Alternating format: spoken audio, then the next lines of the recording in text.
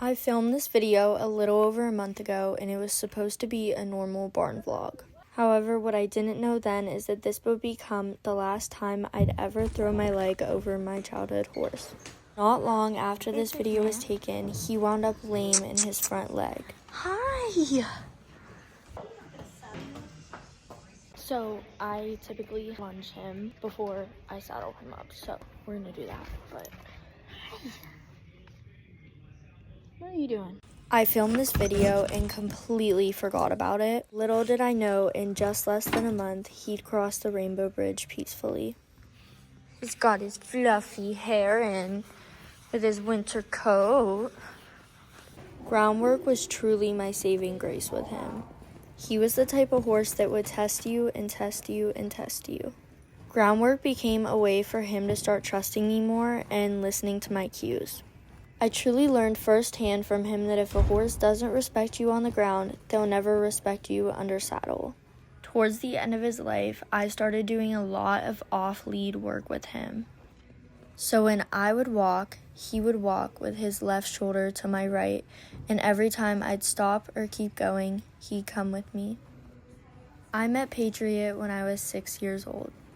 He's truly the horse that made me fall in love with this sport. He taught me absolutely everything I know about horses, and I truly loved him. He was one of those horses that made you leave the barn saying, "Why did I pick this sport?" yet still had you coming back for more. He had this level of potential and a way of teaching his rider in all the right ways. Here I literally tried to bring him into the tack room with me. I don't know what I was thinking. Riding is such a different sport. Just whack myself in the face. This sport requires a different type of team. A team where actions will always speak louder than words. And although you can't talk to them, your horse truly becomes your best friend and your partner. So you never just lose a horse, you lose your reason. Your reason for the early mornings and the late nights and all the crazy rides that you never thought you'd go on. Although I struggled with this horse, he truly gave me his all, and that's all I could have ever asked for. Here you can honestly see our progress if you remembered what we were like towards the beginning of us riding together. He is definitely a push ride and way more whoa than go, and sometimes completely refuses to go.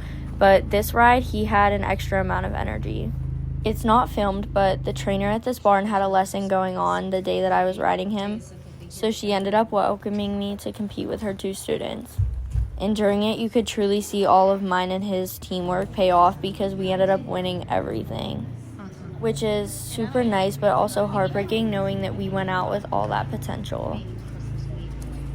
Little did I know this was the last time he'd ever wear the saddle that he wore for years, or the last time I'd ever get annoyed with him for pooping while in crossed eyes. I hung out with him in the stall for a while, which I used to do after every ride just to be able to spend some time with him. He used to do this one thing every time I took his halter off where he would shake his mane. It was such a relaxer for him. I genuinely am so happy that I can have this ride on video. I'll miss him forever.